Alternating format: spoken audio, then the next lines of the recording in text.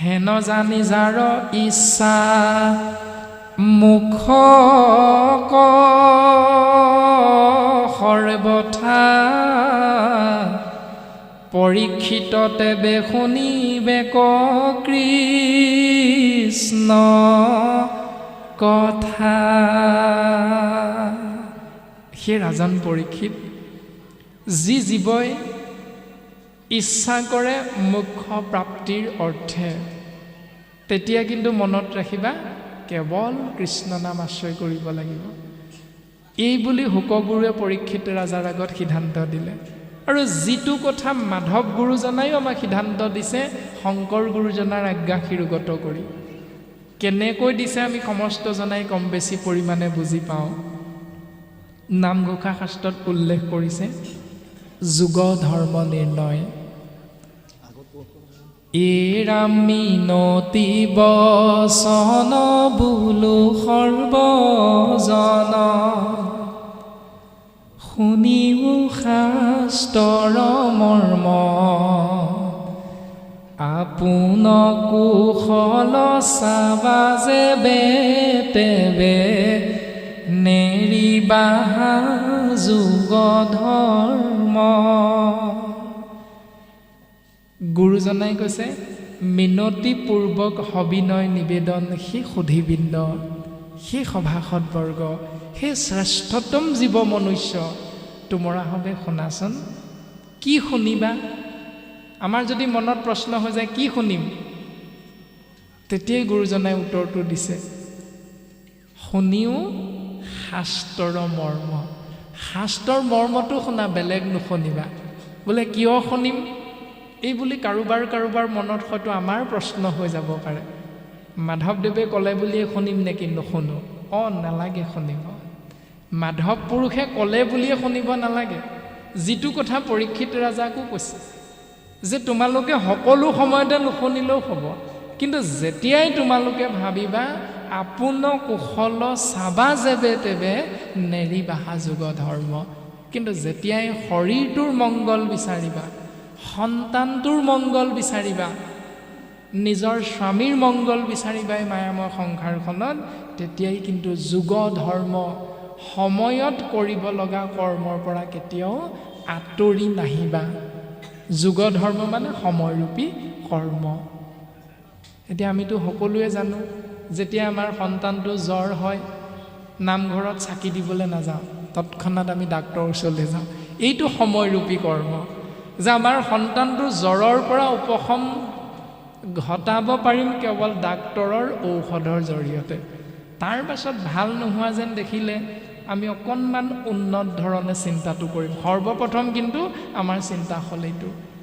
আজিৰ পৰা হয়তো মেট্ৰিক পৰীক্ষা আৰম্ভ হৈছে, আপোনালোকে জানে। মেট্ৰিক পৰীক্ষা দিয়া ছাত্ৰ ছাত্ৰীসকলৰ, সন্তানসকলৰ পিতৃ মাতৃসকলে আমি স্বাভাৱিকতে কি কৰোঁ, পৰীক্ষাৰ আগমুহূৰ্তত 2 দিন বা 3 দিনৰ আগত আমি স্বাভাৱিকতে পৰীক্ষা ভাল হওক বুলি নিজৰ নাক কাণকেইটা সমাজৰ আগত ভালকৈ থাকক বুলি, লাজত নপৰিবৰ বাবে আমি স্বাভাৱিকতে ক'লৈ যাওঁ, পৰীক্ষাৰ 2 দিনমানৰ আগত নামঘৰলৈ যাওঁ। হাতত কি লৈ যাওঁ? গুৱাপান, অৰিহণা, ধূপ ধূনা আদিৰ এটি টোপোলা নামৰ এখন দৰখাস্ত ভগৱন্তৰ ওচৰলৈ লৈ যাওঁ। সেই দৰখাস্তখন আমি গছৰ তললৈ নিওঁ নি কোনোবাই? নিনিওঁ। সেইটোৱে হ'ল একান্ত ভকতৰ লক্ষণ, যে আমি 7 বাৰ যেতিয়া দণ্ডৱতে সেৱা কৰিছোঁ গুৰু আসনৰ সন্মুখত, গতিকে আমি জানি নামত শৰণে পখিছোঁ যেতিয়া আমি গছৰ তলত সেই দৰখাস্তখন দিবলৈ নাযাওঁ। কাৰণ শাস্ত্ৰই কৈছে দেৱতো তীৰ্থটো কৰি ভকতে সেৱৰ। আমি ভকতৰ আশ্ৰয় কৰি পৰমান্ন বা পায়স বা শাস্ত্ৰ 1 আধ্যায়মান পাঠ কৰি আমি গৃহতেই সন্তানকেইটিক এভাগি সেৱা কৰোৱাৰ ব্যৱস্থা কৰোঁ। এইটো হ'ল শাস্ত্ৰসন্মতে মংগল। আৰু মাধৱ গুৰুজনাই তাকে কৈছে যে আপোন কুশল চাবা যেবে তেবে, নেৰিবাহা যুগ ধৰ্ম। যদি নিজৰ মংগল বিচাৰা, সন্তানৰ শিক্ষাগত অৰ্হতা সুন্দৰ হওক, সন্তান ভাল জ্ঞানী মানী ব্যক্তি হওক, তেতিয়াহ'লে আমি পৰীক্ষাৰ আগত নামঘৰত গৈ এনেধৰণে সেৱা ভাগ কৰি আহোঁ। এইটো যেতিয়া আমি বুজি পালোঁ, জ্বৰ হ'লে যেতিয়া ডাক্তৰৰ ওচৰলৈ যাওঁ, ডাক্তৰে যেতিয়া আমাক প্ৰেছক্ৰিপশ্যন এখনত লিখি দিয়ে যে বাঢ়ি পেটত খালী পেটত এইটো টেবলেট খাব, তাৰ পাছত আহাৰ গ্ৰহণ কৰাৰ পাছত এইটো টেবলেট খাব, জুলীয়া এচামুচ খাব, আকৌ ৰাতি আহাৰ খোৱাৰ পাছত এটা খাব জুলীয়া এচামুচ। এই প্ৰেছক্ৰিপশ্যনত লিখি দিয়া নীতি নিয়মবিলাক কোনোবাই মানি নচলোঁ নি? আমি প্ৰত্যেকেই মানি চলোঁ। যদি মানি নচলি উলট উভতকৈ খাই দিওঁ, বেমাৰটো ভাল হ'ব নাই? কেতিয়াও নহয়। আৰু যদি আমি প্ৰেছক্ৰিপশ্যনৰ দৰৱৰ সৈতে পলিথিনটো ঘৰত আহি বেৰত গজাল এটাত আমি ওলমাই থৈ দিওঁ, এদিনো আমি দৰৱ নাখাওঁ, তেতিয়াহ'লে বেমাৰটো ভাল হ'ব নাই? কেতিয়াও নহয়। সেইটোকে গুৰুজন বস্তুৱে সিদ্ধান্ত দিছে। বাস্তৱসন্মত পৃথিৱীখনত আমি এনেকৈ বুজি ল'ব লাগিব যে আপোনক কুশল চাবা যেবে তেবে নেৰি বাহা যুগ ধৰ্ম। যেতিয়া মংগল বিচাৰিবা, সময়ৰূপী কৰ্ম কৰিবলৈ পিছ হুহুকি নাহিবা। যদি তোমাৰ মংগল হৈ আছে তেতিয়াহ'লে দৰকাৰ নাই, কিন্তু যেতিয়া অমংগল যেন দেখিছা, বুজিছা, ভাবি পাইছা, সেই জীৱ তোমৰা হবে, এইটো পথ কিন্তু পাহৰি নাযাবা। কোনটো পথৰ কথা ক'লে? সত্য যুগে ধ্যান, ত্ৰেতা যুগে যজ্ঞ, দাপৰত পূজা। শুদ্ধ সত্য মাৰ্গ, যে সত্য যুগত ধ্যান কৰি, ত্ৰেতা যুগত যজ্ঞ কৰি, দাপৰত পূজা কৰি জীৱই ঈশ্বৰ পুৰুষৰ কৃপা লাভ কৰিব পাৰিছিল। এইটো শাস্ত্ৰসন্মত সত্য আৰু শুদ্ধ। কিন্তু তিনি যুগৰ তিনি ধৰ্ম কৰ্মক নৎসাত কৰি কৃপালু শ্ৰীমন্ত শংকৰদেৱ গুৰুজনা, তেৰাৰ প্ৰপন্ন শিষ্য বঢ়াৰপু মহাপুৰুষ মাধৱ গুৰুজনাই আমাক দৰ্শন দি দিলে। ভাই মুখে বোলা ৰাম, হৃদয়ে ধৰা ৰূপ, এতেকে মুকুতি পাইবা কহিলো স্বৰূপ। ভাই মানে কাৰ কথা ক'লে? মন ভাইৰ কথা ক'লে। দুৰাচাৰ মন মূৰ ৰাম হৰি বোল, ৰাম হৰি বোল মন, ৰাম হৰি বোল। হেৰ' মন,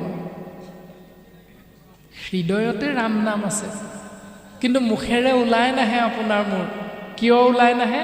সিদ্ধান্ত দিছে, গছ ভৰা ডালে পাতে, হৃদয় ভৰা নাম, পাপে ভৰা জিভাৰ আগত নোলাই হৰি নাম।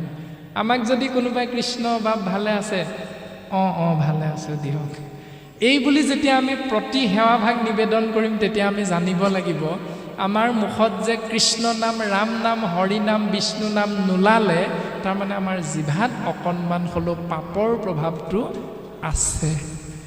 এইটো শাস্ত্ৰসন্মত সিদ্ধান্ত।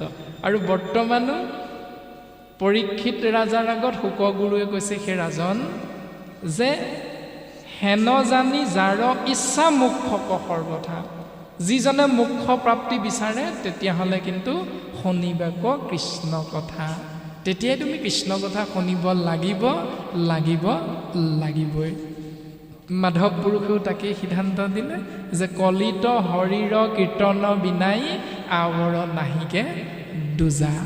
এই দুৰ্ঘোৰ কলিযুগত কেৱল একদেৱ এক সেৱ একত বিনে নাইকেও ঈশ্বৰ পুৰুষৰ নামৰ বাহিৰে বাকী সমস্ত ধৰ্ম কৰ্ম যিবিলাক বেদৰ বিহিত, আমি সকলোৱে জানো বেদৰ বিহিত ধৰ্ম আছে সংসাৰত, হবে হৰি নামৰ কিংকৰ বুলি কৈছে। বেদৰ বিহিত যত যিমানবিলাক আছে বেদৰ বিহিত, যাগ যজ্ঞ পূজা পাতল দান দক্ষিণা শ্ৰাদ্ধ পিণ্ড হোম ব্ৰত তীৰ্থ স্নান আদি সমস্তবিলাক আমি মনুষ্য নামৰ জীৱই সমাজ পাতি কম বেছি পৰিমাণে আমি প্ৰত্যেকেই এনেধৰণে নীতি নিয়মবিলাক আশ্ৰয় কৰিছোঁ। কিন্তু এই সকলোবিলাক বেদৰ বিহিত যত আছে ধৰ্ম সংসাৰত, এই সংসাৰত যিমানবিলাক বেদে নিৰ্ধাৰণ কৰি দিছে কৰ্মই ধৰ্ম বুলি, এই সকলোবিলাকৰ ভিতৰত হবে হৰি নামৰ কিংকৰ, সকলোবিলাক হৰি নামৰ তলতীয়া বুলি কৈছে। এই পৰম সত্যটো হেন জানি যিটো জনে নামৰ কীৰ্তন কৰে সেহিহে পৰম সাধু নৰ। নৰ মানে মনুষ্য। সমস্ত মনুষ্যৰ ভিতৰত সেইজনাকে সাধু সাধু বুলি শাস্ত্ৰই প্ৰশংসা কৰিছে, যিজনে বাকী সকলোবিলাক কৰ্ম ধৰ্মতকৈ শ্ৰেষ্ঠতম বা ৰজা ধৰ্ম নাম আশ্ৰয় কৰিছে, অৰ্থাৎ শাস্ত্ৰৰ উত্তম গীতা ভাগৱত, ধৰ্মৰ উত্তম নাম, দেৱৰ উত্তম দয়কী নন্দন, চৰণে কৰোঁ প্ৰণাম। এই নিয়মটো যিজনে আমি আশ্ৰয় কৰিবলৈ বিচাৰোঁ সেইজনাক শাস্ত্ৰই সাধু বুলি প্ৰশংসা কৰিছে। আৰু বৰ্তমান পদে এনেধৰণে সিদ্ধান্ত দিলে আৰু পদে আগবঢ়াই গৈ আছে এনেধৰণে। এৰাম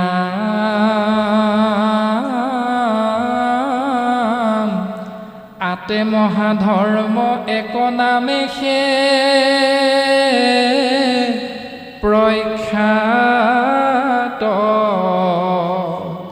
শ্ৰৱণ মাত্ৰকে কৰে কৃষ্ণক সাক্ষাৎ। হে ৰাজন, এই ভাগৱত মহাধৰ্ম এক নামৰ ওপৰত প্ৰতিষ্ঠিত, আৰু এই এক নাম, এক দেৱ ঈশ্বৰ পুৰুষৰ নাম যি জীৱই আশ্ৰয় কৰে, শ্ৰৱণ মাত্ৰকে কৰে কৃষ্ণক সাক্ষাৎ। শ্ৰৱণ কৰা মাত্ৰকে ভগৱন্ত সেই ঈশ্বৰ কৃষ্ণদেৱক স্বয়ং দৰ্শন পাই যায়।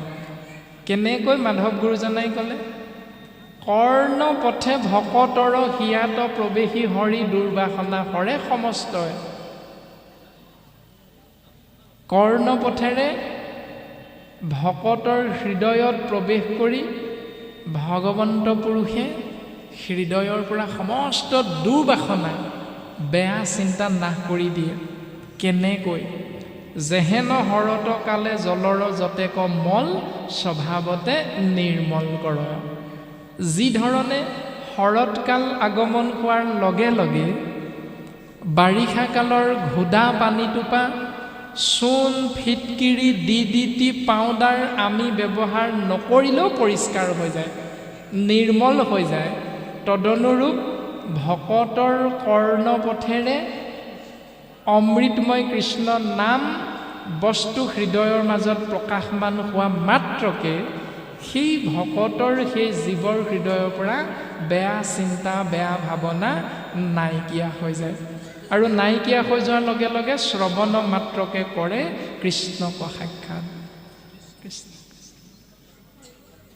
এতিয়া আমাৰতো মনত হয়তো প্ৰশ্নটো হৈ যাব পাৰে যে আমি দেখোন কৃষ্ণ নাম সদায় শুনি আছোঁ, আমিতো কৃষ্ণক দেখাই নাই। এনেকুৱা ভাৱনা আমাৰ মনলৈ নহাও নহয়, প্ৰায় আহে। কিন্তু এই যে আহে বুলি কৈছে, তেতিয়া আমি চিন্তা কৰিব লাগিব, উদ্ধৱৰ আগত ভগৱন্ত পুৰুষে সিদ্ধান্ত দিছে যে সমস্ত ভূততে ব্যাপী আছো মই হৰি, সবাকো মানিবা বিষ্ণু বুদ্ধি কৰি। সমস্ত ভূততে ভগৱন্ত প্ৰকাশমান হৈ আছে। সমস্ত ভূত কাৰ কাৰ প্ৰতি দৰ্শন কৰাইছে? কুকুৰ শৃগাল গৰ্দৰ্ভৰু আত্মা ৰাম, জানিয়া সবাকো পৰি কৰিবা প্ৰণাম। ব্ৰাহ্মণৰ চাণ্ডালৰ নিবিচাৰি কুল, দাতাত চুৰত যেন দৃষ্টি এক তুল। সুন্দৰভাৱে আমাক দৰ্শন কৰাইছে। তাৰমানে সেই ব্যৱস্থাটো যদি আমি আশ্ৰয় কৰিব পৰা নাই, তেতিয়াহ'লে কৃষ্ণ নাম শুনিলেও আমি ঈশ্বৰক দৰ্শন পাব পৰা নাই। সমস্ত কাষ্ঠতে অগ্নি আচন্ত ব্যাপী, সকলো কাঠৰ মাজতে অগ্নি প্ৰকাশমান হৈ আছে, নিহিত হৈ আছে। কিন্তু ঘড়ীখনৰ বিনেতাংক নেদেখে কদাপি। কিন্তু তাক যেতিয়ালৈকে আপুনি মই ঘৰখন নকৰিম, তেতিয়ালৈকে তাক আমি জুই দেখা নাপাম। ঠিক তেনেধৰণে সেইমতে কৃষ্ণ আছা সবাৰো হৃদিত। তেনেধৰণে ভগৱন্ত পুৰুষ প্ৰত্যেক জীৱৰ ঘতে ঘতে প্ৰকাশমান হৈ আছে। ভকতি নভৈলে জানা নোহন্ত বিদিত। কিন্তু ভক্তি যদি আমি আশ্ৰয় নাই কৰা, তেতিয়াহ'লে তাক আমি দৰ্শন পাব নোৱাৰিম। সেইকাৰণে গুৰুজনাই খুব সুন্দৰভাৱে দৰ্শন কৰাইছে। এৰাম ভকতিৰ বীজ শৰণে হে নিজ প্ৰেমানন্দ তাৰ ফল শৰণ বিনাই ভকতি কৰন্তে এৱা ঘটৰ যেন জল ভকতিৰ বীজ শৰণ হ'লে নিজ অৰ্থাৎ আমি জীৱই শৰণ গ্ৰহণ কৰিব লাগিব যদি শৰণ গ্ৰহণ নকৰাকৈ আমি ভক্তি কৰিবলৈ যাওঁ তেতিয়াহ'লে তাক গুৰুজনাই কৈছে এৱা ঘটৰ জলৰ নিচিনা এটি পক নধৰা ঘটত যেনেকৈ পানী বা গাখীৰ ঢালি দিয়া যায় সেই এৱা ঘটটোৱে কেতিয়াও তাক ধৰি ৰাখিব নোৱাৰে ঠিক তেনেকৈ শৰণ নোলোৱাকৈ আমি ভক্তি কৰিবলৈ যদি যাওঁ তেতিয়াহ'লে সেই ভক্তি কৰা ব্যক্তি বা সেই পাত্ৰটোতো সেই ব্যৱস্থাটোত ধৰি ৰাখিব কেতিয়াও নোৱাৰে বুলি সিদ্ধান্ত দিছে এনেধৰণে সিদ্ধান্ত দি পদে আমাক প্ৰকাশ কৰিছে যে পূজা নমস্কাৰ ধ্যান সমস্তে দুষ্কৰ হৰি গুণ নাম ধৰ্ম মহাসুখকৰ সেই ৰাজন পৰীক্ষিত পূজা নমস্কাৰ ধ্যান আদি সমস্তবিলাক কৰ্ম যদিও বেদে কৰিবলৈ কৈছে কিন্তু এই ধৰ্মবিলাক কৰ্মবিলাক এটি জীৱই পালন কৰিবৰ কাৰণে অতীব টান ইয়াক ইমান সহজতে পালন কৰিব পৰা নাযাব কাৰণ যজ্ঞ আশ্ৰয় কৰিবৰ বাবে 12,000 বছৰ ভূমি চহাব লাগিব ভূমি পূজন কৰিব লাগিব যিটো উদাহৰণ আমাক জনক ৰজাই দৰ্শন কৰাইছে জনক ৰজাই নিজে যজ্ঞ কৰিবৰ বাবে 12,000 বছৰ ভূমি চহ কৰিছে খাল বাইছে আৰু তাতে নাঙলৰ শিৰলোত এটি কণী লাভ কৰিছে যাৰ পৰা সীতা মাতৃৰ জন্ম হৈছে এইটো কাহিনী আপোনাৰ হবে জানে আমি মাত্ৰ যজ্ঞৰ ব্যৱস্থাটোহে কোৱা হৈছে যে এটি যজ্ঞ কৰিবৰ বাবে এটি মনুষ্যৰ কিমান দুষ্কাৰ্য বুলি কৈছে দুষ্কৰ বুলি কোৱা হৈছে অৰ্থাৎ কিমান টান কিমান সময় প্ৰয়োজন হয় যিহেতু আমি কলিযুগৰ জীৱ শ্ৰেষ্ঠতম বুলি ভাবি থকা মনুষ্যৰ আয়ুস কিন্তু সীমিত মনুষ্যৰ আয়ু শত বৰিষ সংখ্যাত অৰ্ধেক বিফলে গৈল জানিবা নিদ্ৰা প্ৰহ্লাদে কৈছে যে কলিযুগত মনুষ্যৰ বয়সটো হেনো 100 বছৰ আৰু 100 বছৰীয়া জীৱনটো পায়ো বয়সটো পায়ো অৰ্ধেক বিফলে গৈল জানিবা নিদ্ৰা 100ৰ আধা হ'ল 50 বছৰ 50টা বছৰ শুই থাকোঁতেই যায় বুলি কৈছে বৰিষ বিংশতি জানা যায় উমলন্তে নেওদশ যায় জানা ধন উপাৰ্জনতে 20 বছৰ ধেমালি ধুমুলা কৰোঁতে যায় 10 বছৰ ধন উপাৰ্জন কৰোঁতে যায় 50ৰ লগত 20 যোগ কৰিলে 70 70ৰ লগত 10 যোগ কৰিলে 80 100ৰ পৰা 80 বিয়োগ কৰিলে থাকিল 20 সৰ্বশেষে বৃদ্ধকাল বৰিষ বিংশতি একো কাৰ্য সাধিবেক নাহিকে শকতি শেষৰ 20টা বছৰ বৃদ্ধকাল কিবা এটা কৰিম বুলি ভাবিলেও আমি কৰিব নোৱাৰোঁ কোনোবাই আমাক দাঙি দিলেহে উঠিব পাৰোঁ তেনে এটি অৱস্থাত কাণেৰে যেতিয়া নুশুনিম চকুৰে যেতিয়া কম দেখিম তেতিয়া আমি শাস্ত্ৰ পঢ়িবলৈ চিন্তা কৰিব লাগিব নেকি এইটোৰ বিষয়ে আমাক জ্ঞান প্ৰদান কৰিছে যে সেই দৈত্য শিশুসকল তোমালোকে শুনাচোন কোনে কৈছে প্ৰহ্লাদে বয়স কিমান পঞ্চ বয়স 5 বছৰতে কৈছে শিশুসকলৰ আগত কৈছে যিটো আমি 90 বছৰত ভৰি দিওঁ হয়তো বুজিবলৈ সক্ষম হ'ব পৰা নাই ভকত জনৰ মহিমা প্ৰভাৱ অভক্তে নাজানে আতি পদ্মৰ মহিমা বেঙে নজানয় যদি থাকে দিনে ৰাতি পদুম ফুলত এজনী ভেকুলী যদি গোটেই দিনে ৰাতিয়ে পৰিও থাকে পদুম ফুল পাহৰ মহামহিমাৰ বিষয়ে ভেকুলীজনী একো বুজি নাপায় ঠিক তেনেকৈ এজন ভকতৰ মহিমা নামৰ মহিমা প্ৰভাৱ জীৱৰ ওপৰত কেনেধৰণে কিমান হয় এই কথাখিনি এজন অভক্তই কেতিয়াও বুজি পাব নোৱাৰে ঠিক তেনেকৈ আমাক চিন্তা কৰাইছে যে সেই ৰাজন পৰীক্ষিত তুমি শুনাচোন যে পূজা নমস্কাৰ ধ্যান এই সকলোবিলাক টান কৰ্ম দুষ্কৰ কৰ্ম ইয়াৰ কাৰণে তোমৰা হব কলিৰ মনুষ্য কেতিয়াও আগবাঢ়িব নোৱাৰিবা হেন জানি শিশু হ'ব এৰা আন কৰ্ম ধৰিও কুমাৰ কালে ভাগৱত ধৰ্ম প্ৰহ্লাদেও শিশুসকলক ক'লে পৰীক্ষিত ৰাজাৰ আগতো শুকগুৰুৱে কৈছে তেতিয়াহ'লেনো কি কৰিব লাগিব উত্তৰটো দিছে হৰি গুণ নাম ধৰ্ম মহাসুখকৰ বুলি কৈছে ঈশ্বৰ কৃষ্ণ প্ৰভু ভগৱন্তৰ নাম শ্ৰৱণ কৰা কীৰ্তন কৰা এই মাৰ্গত তুমি যদি সদা সৰ্বদা নিজকে অৰ্পণ কৰিবলৈ চেষ্টা কৰা তেতিয়াহ'লে সেই জীৱ তুমি ভগৱন্ত পুৰুষৰ কৃপাধন্য হৈ মায়া ছেদ কৰি এই সংসাৰৰ পৰা পৰম গতি লাভ কৰিব পাৰিবা সুন্দৰভাৱে দৰ্শন দিছে এই ৰামে স্ত্ৰী বাল্যবন বৃদ্ধ সমস্তৰে অধিকাৰ চাণ্ডালকো কৰৈ নামে তেখনে উদ্ধাৰ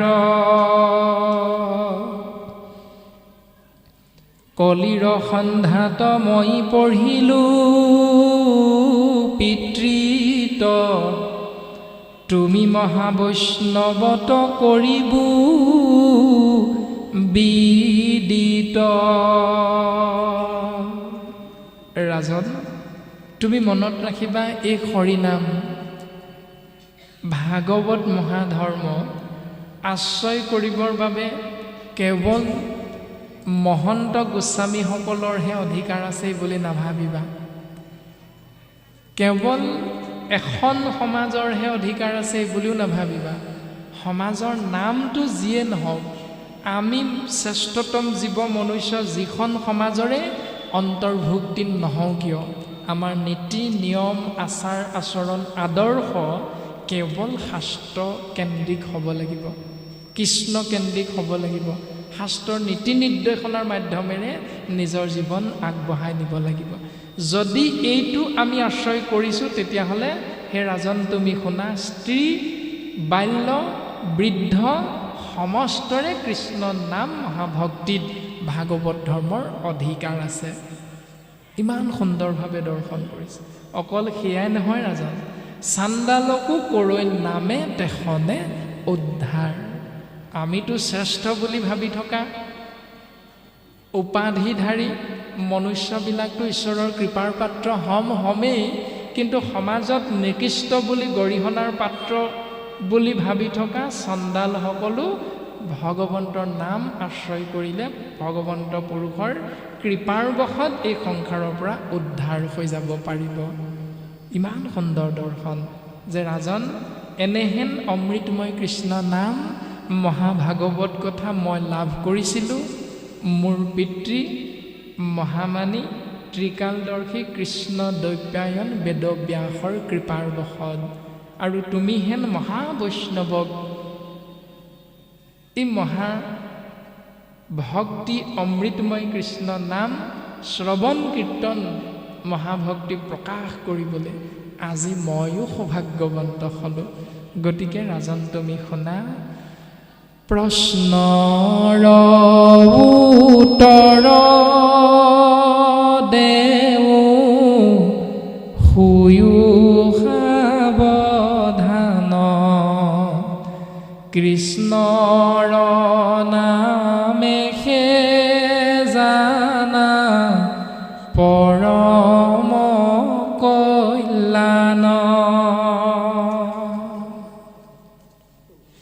ৰাজন তুমি সোধা প্ৰশ্নৰ উত্তৰ মই দিওঁ শুনাচোন যে কৃষ্ণৰ নামেহে হ'ল জীৱৰ পৰম কল্যাণ সাধন কৰিব পৰা একমাত্ৰ মাৰ্গ নামে সবে সাধে যাৰ যেন অভিলাষ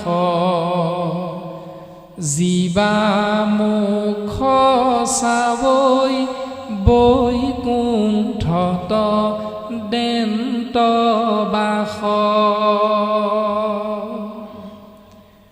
নামেই সকলো সাধন কৰিব পাৰে যাৰ যেনেকুৱা অভিলাষ হৰি নামেব নামেব নামেব মম জীৱন কলৌ নাস্তব্য নাস্তব্য নাস্তব্য গতি অন্যথা সেই ৰাজন তুমি শুনা একাদশ স্কন্ধত ঈশ্বৰ কৃষ্ণদেৱে মহাভক্ত উদ্ধৱৰ আগত প্ৰকাশ কৰিছে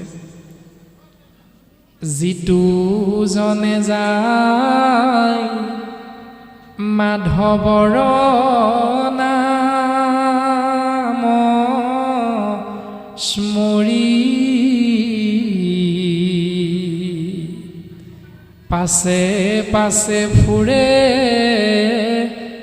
দেৱ দেৱী তুতি কৰি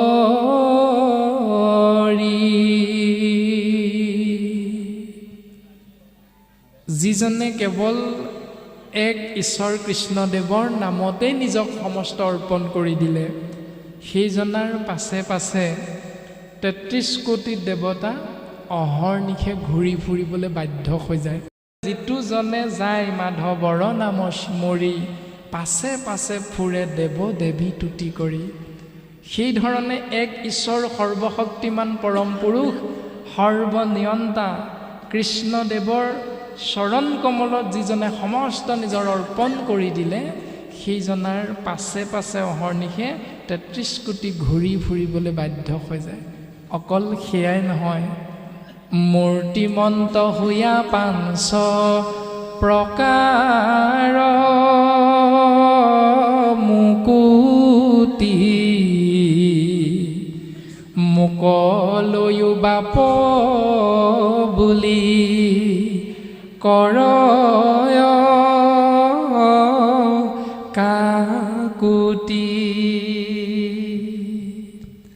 অকল সেয়াই নহয় হালুক্য সাজুৰ্য সাৰূপ্য সামীপ্য আৰু নিৰ্বাণ বা মোক্ষ এই ৫ প্ৰকাৰ মুকুতিয়েও সেই বৈষ্ণৱজনাৰ পাছে পাছে অহৰ্নিশে ঘূৰি ফুৰিবলৈ বাধ্য হৈ যায় নামে সবে সাধে যাৰ যেন অভিলাষ যাৰ যি অভিলাষ ৫ প্ৰকাৰ মুক্তি হালুক্য মানে ঈশ্বৰ কৃষ্ণদেৱ য'ত থাকে বৈকুণ্ঠ সেই বৈকুণ্ঠ লোকত থাকিবলৈ সেই জীৱই কৃপা লাভ কৰে সাজুৰ্য ভগৱন্তৰ সমান শক্তি বল বীৰ্যৰ গৰাকী হৈ যাব পাৰে সামীপ্য ভগৱন্তৰ যি আসনত অৱস্থান কৰি থাকে তাৰ কাষৰ আসনখনতে বহিবলৈ সৌভাগ্যৱন্ত হয় সাৰূপ্য ভগৱন্তৰ যি ৰূপ শংখ চক্ৰ গদা পদ্ম বৈকুণ্ঠত সেই জীৱয়ো ৪খন হাতৰ গৰাকী হৈ যাব পাৰে শ্যাম বৰণীয়া হৈ যাব পাৰে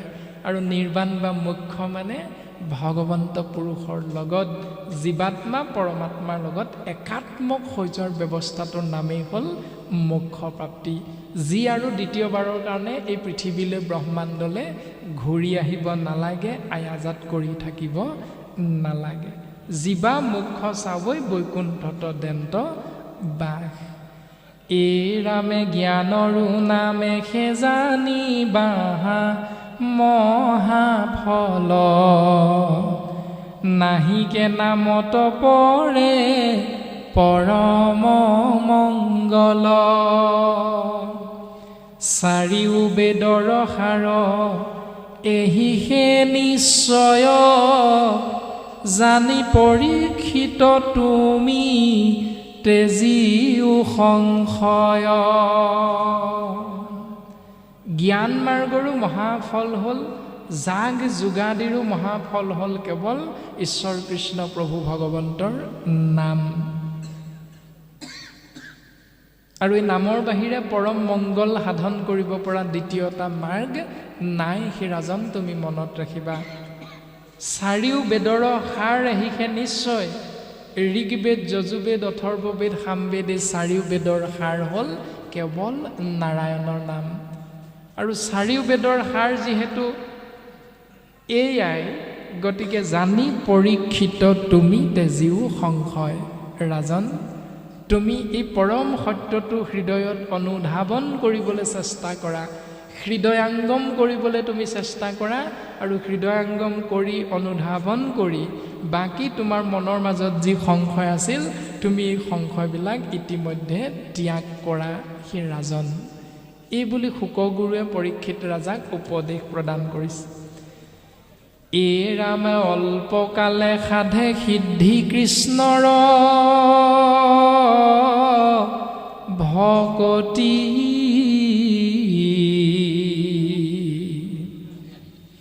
দুই দণ্ডে পাইলে গতি খটাংগ নৃপতি দানৱ গণক যিনি নৃপতি পূৰ্বত দেৱতাক ৰক্ষা কৰি আছিলা স্বৰ্গত। হে ৰাজন, তোমাক মই এটা কাহিনী ক'ম। তোমাৰ উপৰি পুৰুষ শতাংগ নামৰ এজন ৰজাৰ এটা কাহিনী মই তোমাক ক'ম, তুমি শুনিবৰ বাবে সাৱধান হোৱা ৰাজন। এই বুলি পৰীক্ষিত ৰাজাক অকণমান সাৱধান কৰি দিছে মহামানী শুকগুৰুৱে যে অল্পকালে সাধে সিদ্ধি কৃষ্ণৰ ভকতি, একদেৱ এক সেৱ একত বিনে নাইকেও কৃষ্ণৰ ভকতি যদি জীৱই আশ্ৰয় কৰে তেতিয়াহ'লে অল্পকালে অৰ্থাৎ অতি কম সময়তে জীৱই ঈশ্বৰ পুৰুষৰ কৃপা লাভ কৰিব পাৰে। দুই দণ্ডে পাইলে গতি খটাংগ নৃপতি। তোমাৰ উপৰি পুৰুষ খটাংগ নামৰ এজন ৰজাই দুই দণ্ডতে গতি লাভ কৰিব পাৰিছিল, মুক্তি লাভ কৰিব পাৰিছিল। এতিয়া দুই দণ্ড কিমান বুলি ক'লে আমি স্বাভাৱিকতে বুজিব পাৰোঁ যে এজন মনুষ্য নামৰ ব্যক্তিয়ে 60 বাৰ নাকেৰে উশাহ নিশাহ লওঁতে যিমানখিনি সময় প্ৰয়োজন হয় সিমান হ'ল এক দণ্ড। আৰু তেনেধৰণে 2 ষাঠি 120 বাৰ উশাহ নিশাহ এবাৰ ভিতৰলৈ উশাহটো লৈ যোৱা আৰু বায়ুটো ভিতৰৰ পৰা এৰি দিয়া, এই ব্যৱস্থাটো 120 বাৰ লওঁতে প্ৰত্যেকজন ব্যক্তি নিজৰ নিজৰ চিন্তা অনুসাৰে যিমান বাৰ হয় 120 বাৰত যিমানখিনি সময় হয় সেয়া হ'ল 2 দণ্ড সময়। কাৰোবাৰ মতে 2 মিনিটো হ'ব পাৰে, কাৰোবাৰ কাৰণে 3 মিনিটো হ'ব পাৰে, কাৰোবাৰ 5 মিনিটো হ'ব পাৰে। সেইটো ব্যক্তিজনৰ নিজৰ ব্যৱস্থাটোৰ ওপৰত নিৰ্ভৰ কৰে। তেনেধৰণে খটাংগ নামৰ তোমাৰ উপৰি পুৰুষ এজন ৰজাই এটা সময়ত দৈত্য দানৱৰ অত্যাচাৰৰ পৰা ৰক্ষা কৰিবৰ বাবে দেৱতাসকলক স্বৰ্গত গৈ উপস্থিত হৈছিল। অৰ্থাৎ দেৱৰাজ ইন্দ্ৰই দেৱতাসকলৰ সহিতে দানৱ অসুৰৰ অত্যাচাৰৰ পৰা নিজক ৰক্ষা কৰিব নোৱাৰাৰ বাবে এই পৃথিৱীৰ তোমাৰ উপৰি পুৰুষ এজন ৰজা খটাংগৰ চৰণাত শৰণ গ্ৰহণ কৰিছিল, আশ্ৰয় গ্ৰহণ কৰিছিল। খটাংগ ৰজাক কৈছিল যে ৰাজন, তুমি শৌৰ্য বীৰ্য বল বিক্ৰমত অতি পৰাক্ৰমী, গতিকে তুমি আমাক ৰক্ষা কৰিব লাগে। আৰু দেৱতাৰ সেই অনুৰোধ ৰক্ষা কৰি তোমাৰ উপৰি পুৰুষ খটাংগ ৰজাই স্বৰ্গত গৈ দেৱতাসকলক অসুৰৰ অত্যাচাৰৰ পৰা প্ৰাণ ৰক্ষা কৰিছিল। ৰাজন, তুমি শুনাচোন। এই ৰামে দেৱ হবে বোলে বৰলোৱা মহিপাল, ৰাজা বোলে বোলাৱাগে জীবু কত কাল, দেৱে কহে জীৱা তুমি 2 দণ্ড মানে, শুনি শীঘ্ৰে পৃথিৱীক আহিল বিমানে।